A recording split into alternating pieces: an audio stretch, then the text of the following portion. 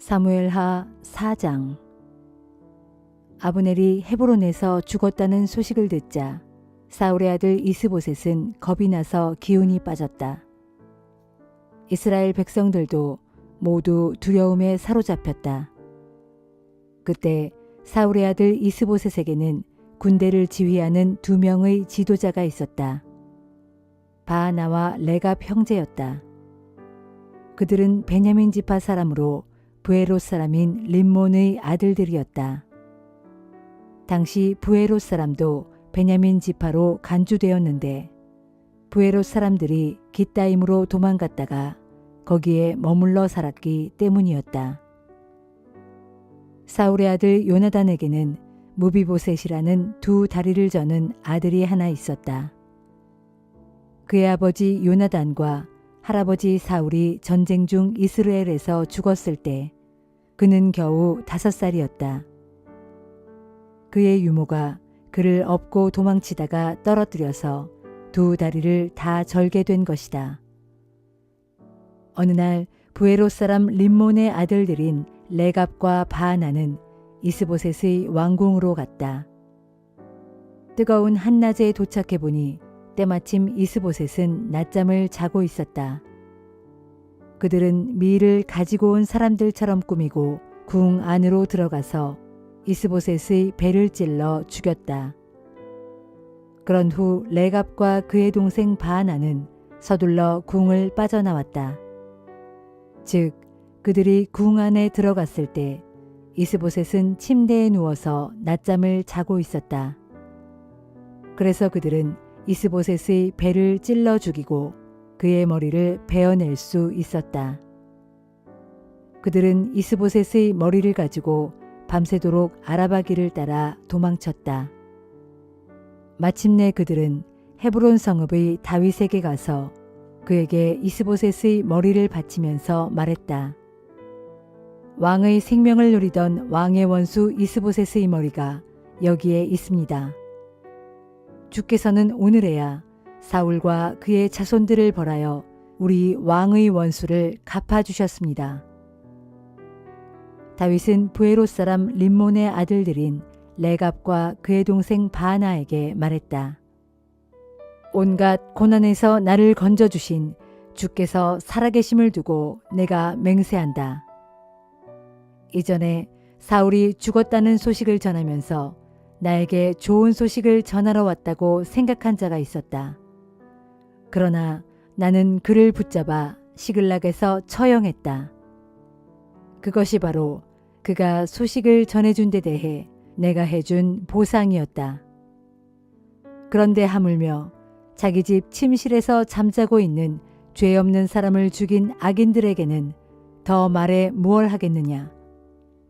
그의 피에 대한 대가로 이제 나는 너희를 이 땅에서 없애버리고 말겠다.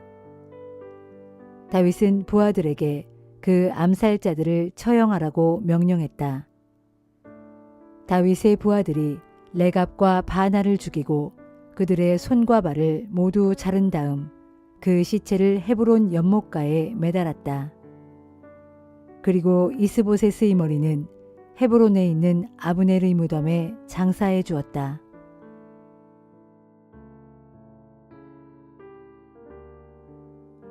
사무엘하 5장. 이스라엘의 모든 지파들이 헤브론으로 다윗을 찾아와서 말했다. 저희는 당신의 살과 피와 다름이 없습니다. 과거에 사울왕이 저희를 다스릴 당시에 당신은 이스라엘 군대를 이끌고 출정을 나가셨습니다. 주께서도 이미 당신에게 약속하시기를 내가 너를 내 백성의 목자가 되게 하고 그들의 통치자가 되게 하겠다 라고 하셨습니다. 이스라엘의 장로들이 모두 헤브론으로 찾아오니 다윗 왕은 헤브론에서 그들과 언약을 맺었고 그들은 다윗에게 기름을 부어 온 이스라엘의 왕으로 삼았다. 다윗은 30세에 왕이 되어 40년 동안 이스라엘을 다스렸다. 헤브론에서 7년 6개월 동안 유다를 다스리고 예루살렘에서 33년 동안 유다를 포함하여 온 이스라엘 전체를 다스렸다. 다윗이 부하들을 거느리고 예루살렘으로 출동하여 그곳에 사는 여부수 사람들을 치려고 하자 그들이 말했다. 너희는 여기에 한 발자국도 들어올 수 없을 것이다. 너희쯤은 소경과 절름발이라도 능히 물리칠 수 있다. 그들은 다윗이 자신들의 견고한 성읍에 들어올 수 없을 것이라고 생각한 것이다. 그러나 다윗은 시온성을 공격하여 그곳을 점령한 후 다윗성이라고 불렀다. 그날 다윗은 이런 명령을 내렸다. 누구든지 여부수 족속을 정복하려는 자는 수로를 타고 들어가서 다윗의 적들인 저 소경과 절름발이들을 공격하라. 그리하여 소경과 절름발이는 왕궁에 들어갈 수 없다는 속담이 생겨나게 되었다. 다윗은 그 성읍에 거주해 살면서 그곳을 다윗성이라고 불렀다. 그리고 밀로 쪽에서부터 안쪽으로 성벽을 둘러싸았다. 전능하신 주 하나님께서 다윗과 함께 하셨기 때문에 다윗은 점점 더 강대해져 갔다. 이 무렵 두로왕 히람이 다윗에게 사절단을 보냈다. 그는 백향목과 목수와 석공들을 함께 보냈다. 다윗은 주께서 자신을 이스라엘의 왕으로 굳건히 세우셨고 또 주의 백성 이스라엘을 위해 왕국을 높여주신다는 것을 확실히 깨닫게 되었다. 다윗은 헤브론을 떠난 후 예루살렘에서 더 많은 후궁과 아내를 취하였고 아들, 딸도 많이 낳았다. 예루살렘에서 태어난 그의 아들들의 이름은 삼무아, 소밥, 나단, 솔로몬, 이팔, 엘리수아, 네벡, 야비야, 엘리사마, 엘리아다, 그리고 엘리벨렛이다. 블레셋 사람들은 다윗이 이스라엘의 왕으로 기름 부음을 받았다는 소식을 들었다. 그래서 다윗을 잡으려고 총병력을 동원하여 올라왔다. 다윗은 이 소식을 듣고 요새로 내려갔다. 블레셋 사람들은 르바임 골짜기의 평원을 가득 메우고 있었다. 다윗이 주께 물었다. 제가 저 블레셋 사람들을 치러 올라가도 되겠습니까? 주께서 제게 저들을 넘겨주시겠습니까? 주께서 대답하셨다. 가라, 내가 블레셋 사람들을 네 손에 넘겨주겠다. 다윗은 바알브라심으로 가서 블레셋 족속을 크게 물리쳤다. 그런 후 이렇게 말했다. 홍수가 나서 모든 것을 휩쓸어 가듯 주께서 나의 원수들을 모조리 휩쓸어가 버리셨다.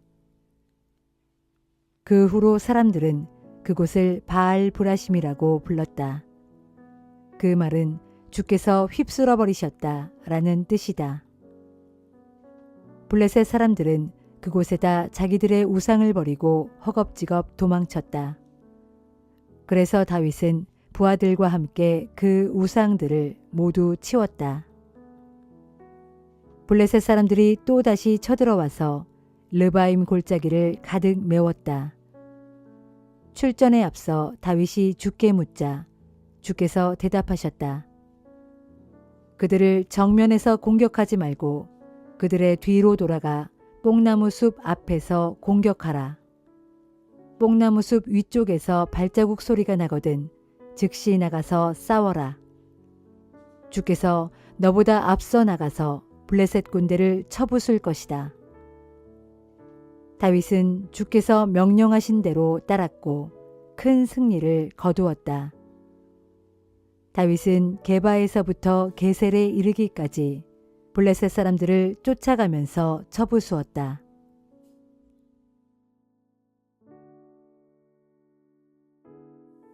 고린도전서 15장. 형제들이여, 내가 전에 여러분들에게 전해준 복음을 다시 되새겨 드리려고 합니다.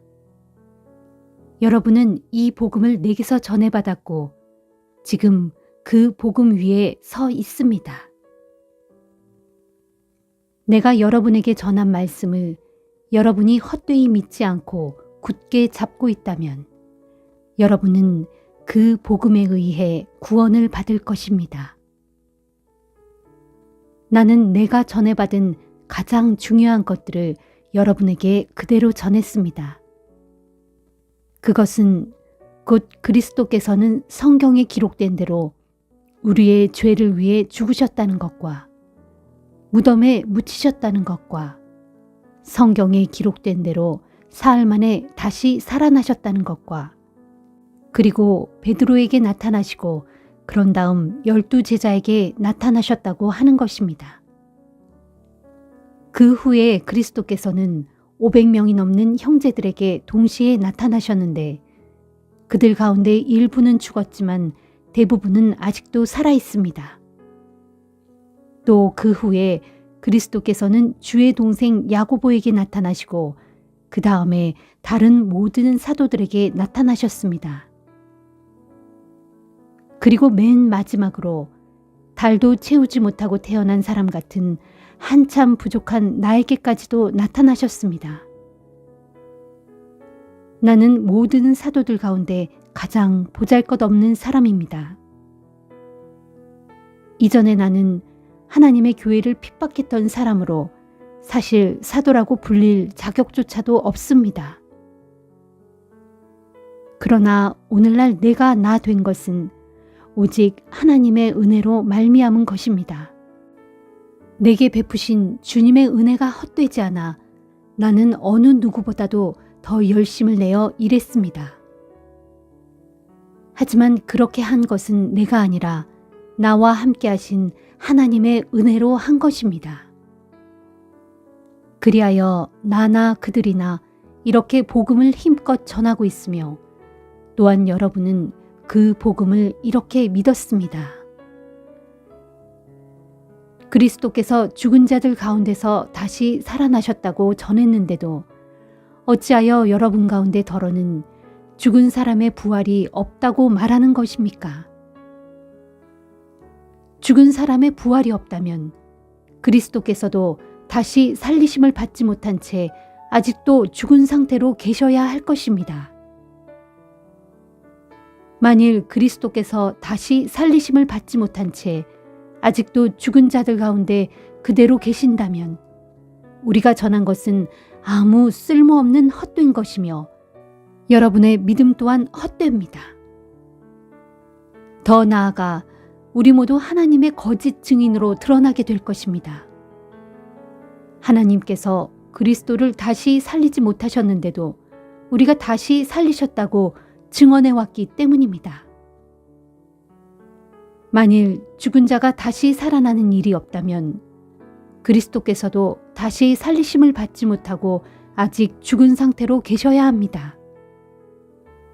만일 그리스도께서 다시 살리심을 받지 못하셨다면 여러분의 믿음도 몽땅 헛된 것이고 여러분은 여전히 죄 가운데 있게 됩니다.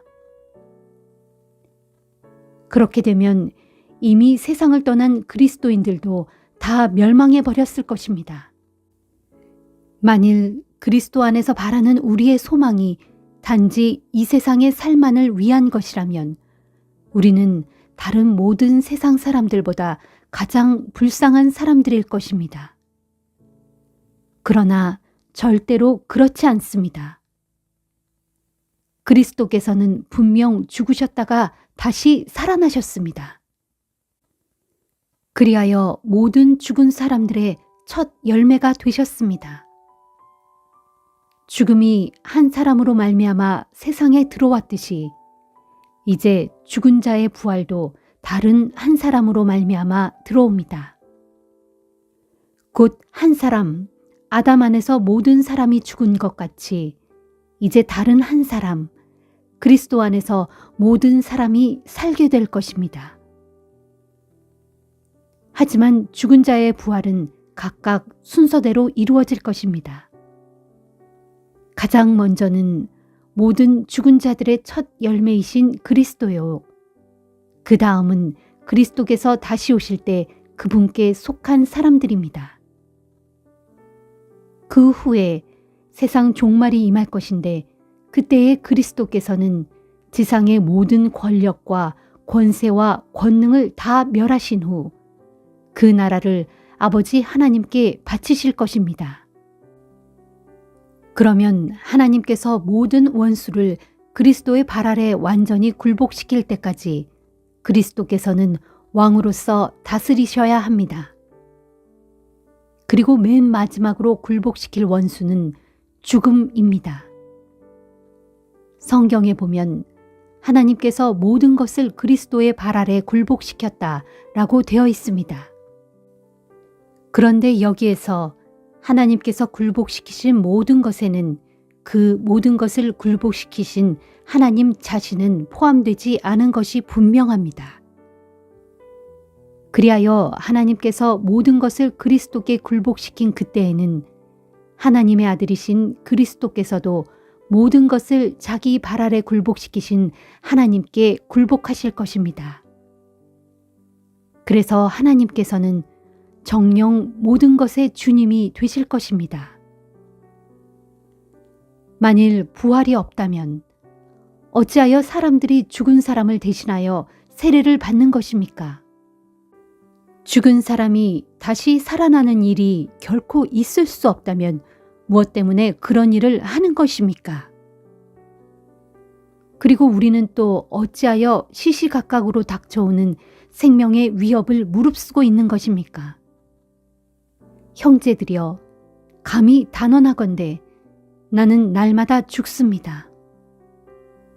이 사실은 우리 주 그리스도 예수 안에서 여러분을 나의 자랑이요 영광으로 여기는 그만큼 확실하게 말씀드릴 수 있습니다. 만일 내가 이 한 목숨을 부지하려고 에베소에서 야수들과 싸웠다면 그것이 도대체 무슨 가치가 있겠습니까? 만일 죽은 사람이 다시 살아나는 일이 없다면 차라리 내일이면 죽을 터이니 마음껏 먹고 마시자라고 할 것입니다. 속지 마십시오. 나쁜 친구가 좋은 성격을 망칩니다. 정신을 똑바로 차리고 죄를 짓지 마십시오. 여러분 가운데는 아직도 하나님을 모르는 사람이 있으므로 내가 그런 사람들을 부끄럽게 하려고 이런 말을 합니다. 그러나 어떤 사람들은 이렇게 물을 것입니다. 죽은 사람이 어떻게 다시 살아날 수 있단 말인가? 도대체 어떤 몸을 갖고 다시 온다는 거야? 어리석은 사람이여, 이게 얼마나 어리석은 질문인 줄 아십니까? 그대가 땅에 씨앗을 뿌릴 때 그 씨앗이 죽지 않으면 싹이 돋아나지 않습니다. 그대가 씨앗을 뿌릴 때는 장차 이루어질 몸을 심는 것이 아니라 단지 씨앗을 심는 것뿐입니다. 밀이라든가 다른 여러 종류의 곡식 씨앗이 있지 않습니까? 그러나 하나님께서는 원하시는 대로 그 씨앗에 합당한 몸을 주십니다. 그래서 각각 씨앗의 종류에 따라 각기 다른 고유한 몸을 받게 됩니다. 육체라고 해서 모든 육체가 다 같은 것이 아닙니다. 사람에게는 사람의 육체가 있고 동물들도 저마다 다른 육체가 있으며 새들과 물고기들도 저마다 다른 육체를 지니고 있습니다. 또 하늘에 속한 몸도 있고 땅에 속한 몸도 있습니다. 그래서 하늘에 속한 몸의 영광이 다르고 땅에 속한 몸의 영광이 서로 다릅니다. 태양에는 태양의 영광이 있고 달과 별에도 각기 다른 영광이 있습니다. 그리고 별들 하나하나에도 저마다 다른 영광이 있습니다. 죽은 사람들의 부활도 이와 같습니다. 비록 썩어질 몸이 묻히지만 장차 썩지 않는 몸으로 다시 살아납니다. 비록 비천한 몸으로 묻히지만 장차 영광 가운데 다시 살아납니다.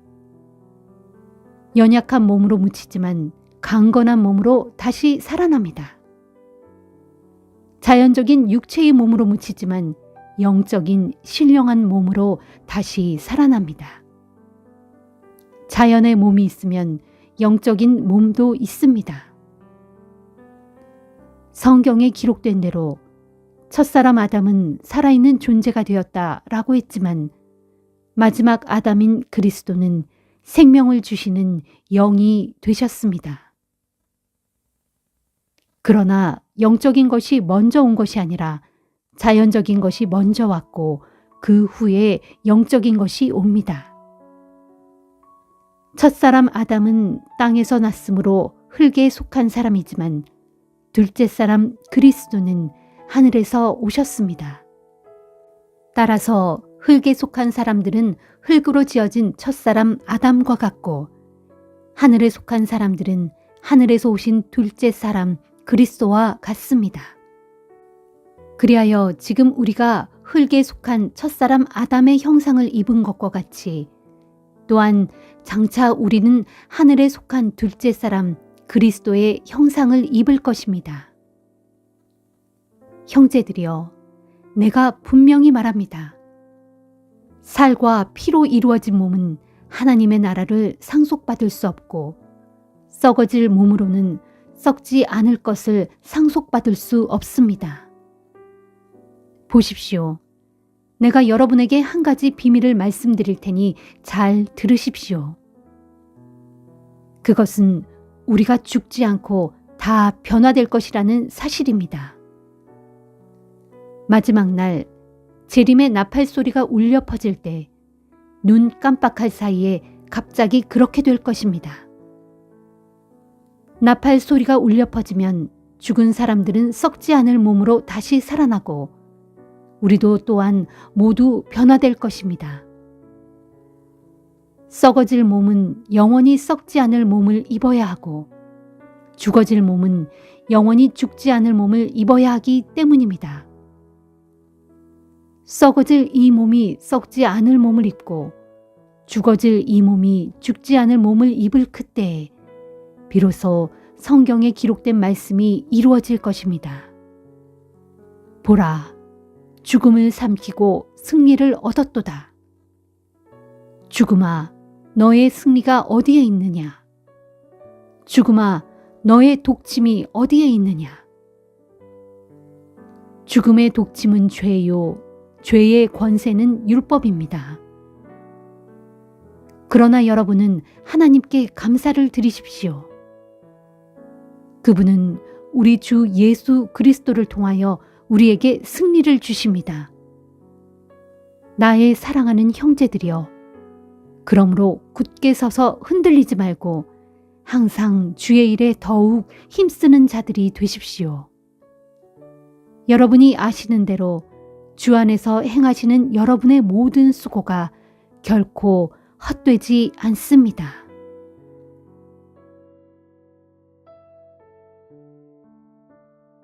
에스겔 13장. 주의 말씀이 내게 내렸다.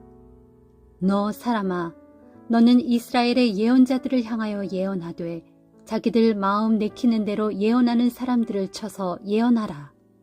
선포하기를 너희는 주의 말씀을 들어라. 주 하나님께서 말씀하신다. 환상을 본 적도 없으면서 자기 마음대로 예언하는 어리석은 예언자들에게 재앙이 있을 것이다. 이스라엘아, 너희 예언자들은 황무지에 살고 있는 여우와 같다. 너희 예언자들은 너희의 성벽이 허물어져 있는데도 그리로 올라가서 수리할 생각조차 하지 않았고 또 주의 날에 있을 전쟁에 대비하여 너희 이스라엘 족속을 위하여 성벽을 쌓지도 않았다. 그들은 헛된 환상을 보고 거짓 점괘를 말한다. 그들은 자신들이 주께 보냄받았다고 주장하면서 주의 이름으로 예언하고 있지만 나 주는 그들을 보내지 않았다. 그럼에도 그들은 자기들의 말이 확실히 이루어지기를 기대하고 있다. 내가 그들에게 전혀 말한 적이 없는데도 그들은 자신들의 말이 주의 말씀이라고 주장하니 그것이야말로 그들의 헛된 환상을 보고 거짓 점괘를 말한 것이 아니냐. 그러므로 나 주가 너희 이스라엘의 거짓 예언자들에게 말한다. 너희가 허황된 것을 보고 거짓된 것을 말하니 내가 너희를 칠 것이다. 이는 나 주의 말이다. 그렇다. 너희 예언자들이 헛된 환상을 보고 거짓 점괘를 말했으므로 내가 손을 들어 직접 그들을 치겠다. 그래서 그들로 내 백성의 공회에 참석하지 못하게 하겠고 이스라엘 족속의 호적에도 기록되지 못하게 하겠으며 이스라엘 땅에도 영영 들어오지 못하게 할 것이다. 그러면 그때서야 너희가 나를 주인 줄 깨닫게 될 것이다. 내가 이처럼 내 손을 들어 그들을 치는 까닭은 이러하니 그들이 내 백성 이스라엘을 미혹하여 잘못 인도했기 때문이다. 그들은 이스라엘 땅에 평강이 없는데도 평강이로다 하고 말했고 내 백성이 쌓은 성벽이 전혀 단단하지 못한데도 그 겉에 그럴듯하게 회치를 하여 단단해 보이도록 만들었다. 그러므로 너희는 겉에 회치라는 자들에게 말하기를 이제 곧 그 성벽이 무너질 것이다 하여라. 억센 폭우가 쏟아질 것이고 큰 우박덩어리가 떨어지며 거센 폭풍이 불어닥칠 것이기 때문이다. 그러면 성벽이 무너질 것이고 또 성벽이 무너질 때 사람들이 당황하며 묻기를 그들이 성벽에 발랐던 그 회칠이 다 어찌 된 것이냐 할 것이다. 그러므로 나 주가 말한다. 그날에 내가 분노하여 거센 폭풍을 일으키고 내가 진노하여 억센 폭우를 쏟으며 내가 경노하여 큰 우박덩어리를 떨어뜨려 너희 성벽을 와르르 무너뜨리겠다. 너희의 회칠한 성벽을 내가 철저히 허물고 완전히 땅바닥에 무너뜨려 그것의 밑바닥이 훤히 드러나게 하겠다. 그렇게 성벽이 와르르 무너지면 너희가 그 밑에 깔려 다 죽을 것이다. 그때서야 너희가 나를 주인 줄 깨닫게 될 것이다. 이렇게 내가 나의 분노를 그 성벽과 거기에 회칠한 자들에게 남김없이 다 쏟아 부을 것이다. 그런 후에 너희에게 말하기를 자 보라 성벽은 무너져 없어졌고 거기에 회칠하던 자들도 모두 사라지고 없다 할 것이다. 정녕 그들은 예루살렘을 두고 예언하면서 그 땅에 평강이 없는데도 평강이로다 하고 말한 이스라엘의 거짓 예언자들이다. 이는 나 주 하나님의 말이다 하여라. 주의 말씀이 내게 또 내렸다. 너 사람아, 너는 이제 내 백성 가운데서 자기 마음대로 지어내어 예언하는 여자들을 주목해서 살펴보고 그녀들을 쳐서 예언하여라. 너는 그녀들에게 선포하기를 주 하나님께서 말씀하신다. 사람의 영혼을 사냥하려고 자기 팔목마다 부적 띠를 달아매고 각 사람들의 키에 맞도록 너울을 만들어 그들의 머리에 씌워주는 여자들에게 재앙이 있을 것이다. 너희가 그렇게 내 백성의 영혼을 사냥하고서도 어찌 너희 영혼이 살기를 바랄 수 있겠느냐. 너희가 몇 줌의 보리와 몇 조각의 빵을 얻으려고 내 백성 가운데서 나를 모독하고 내 이름을 더럽혔다. 너희는 거짓말에 잘 속아 넘어가는 내 백성을 그럴듯한 거짓말로 속여 죽지 말아야 할 사람을 죽였고 살려두어서는 안 될 사람을 살려두었다. 그러므로 나 주가 말한다. 마치 사냥꾼이 새를 사냥하듯 너희가 내 백성의 영혼을 사냥하는 데 사용하는 너희 부적들을 너희 팔목에서 사정없이 떼어낼 것이고 또 너희가 새인 양 사냥해 놓은 그 영혼들을 내가 다 풀어주겠다. 또 그때에 내가 너희의 너울을 갈기갈기 찢어 내 백성을 너희 손에서 건져내겠고 내 백성들로 다시는 너희의 사냥감이 되지 않게 하겠다. 그러면 그때서야 너희가 나를 주인 줄 깨닫게 될 것이다. 또 너희는 내가 슬프게 하지 않은 의인들을 거짓말로 낙담시켜 슬프게 했고 죄악을 일삼는 악인들의 손을 도리어 강하게 하여 그들로 자신들의 악한 행실에서 돌이켜 살 길을 찾지 못하게 하였다. 그러므로 내가 너희를 쳐서 이제 너희로 더 이상 헛된 환상을 보거나 거짓 점괘를 말하지 못하게 하겠다. 그리하여 내가 너희의 소나기에서 내 백성을 건져내겠다. 그러면 그때서야 너희가 나를 주인 줄 알게 될 것이다 하여라. 시편 52편.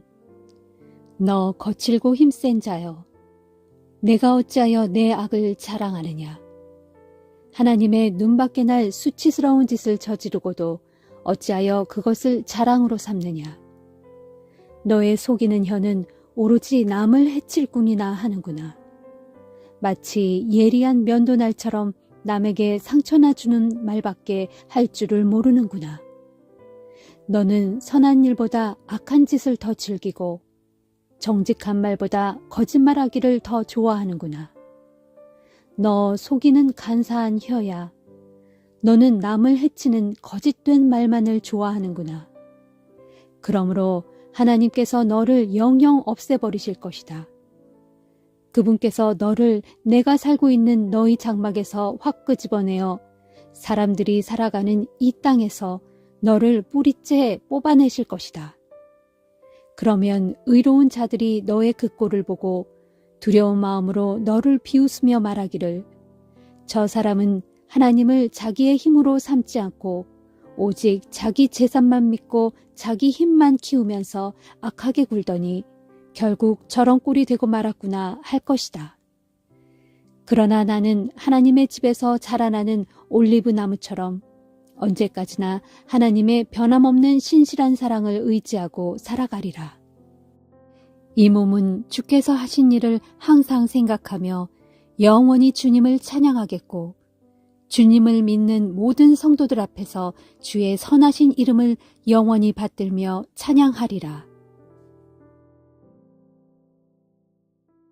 시편 53편. 어리석은 자들은 마음속으로 이르기를 하나님이 어디 있어 하는구나. 그런 자들은 썩을 대로 썩어서 악한 짓만을 일삼으니 선한 일을 하는 사람이라고는 찾아볼 수가 없구나. 하나님께서는 저 하늘에서 땅 위의 사람들을 내려다보시며 혹시나 깨달은 사람이 있는지 혹시나 하나님을 찾는 사람이 있는지 자세히 살펴보신다. 그러나 저마다 등을 돌려 다른 길로 빗나가니 하나같이 틀려먹었구나. 어쩌면 그리도 하나같이 썩었는지 선한 일을 하는 사람은 아무도 없구나. 정말 한 사람도 찾을 수 없구나. 악을 행하는 자들은 하나같이 어쩌면 그리도 무식한지 그들이 밥 먹듯이 내 백성을 착취하면서도 하나님을 전혀 찾지 않는구나. 그들이 아무 두려워할 것이 없는데도 무서워 벌벌 떠는 것은 하나님께서 자기 백성을 해친 원수들의 뼈를 부러뜨려 산산이 흩으셨기 때문이도다. 하나님께서 그들을 물리치셨으므로 그들이 수치를 당하는구나. 오 하나님, 시온에서 나오셔서 이스라엘에게 구원을 베풀어 주소서. 하나님께서 자기 백성을 포로된 땅에서 이끌어내시어 그들의 땅으로 되돌려 보내실 때에 야곱은 즐거워하고 이스라엘은 기뻐할 것입니다. 시편 54편. 오 하나님, 주의 이름으로 나를 구원해 주소서. 주의 권세로 이 몸의 올바름을 변호해 주소서. 하나님, 나의 기도를 들어주소서. 내가 입을 열어 주께 아뢰는 소리에 귀를 기울여 주소서. 무법자들이 나를 치려 몰려오고 있고 압제자들이 내 목숨을 노리고 있습니다. 저들은 하나님을 안중에도 두지 않는 난폭한 자들입니다. 그러나 하나님께서는 나를 돕는 분이시고 주님은 나를 든든히 붙들어 주시는 분입니다. 그러니 주께서는 나를 해치려는 저자들의 악행을 저들에게 되돌려 주소서. 주의 성실하심으로 저들을 모조리 없애버리소서. 그리하시면 내가 기꺼운 마음으로 주께 희생 제물을 바치겠습니다. 오 주여, 주께서는 선하시니 내가 주의 이름을 영영 찬송하겠습니다.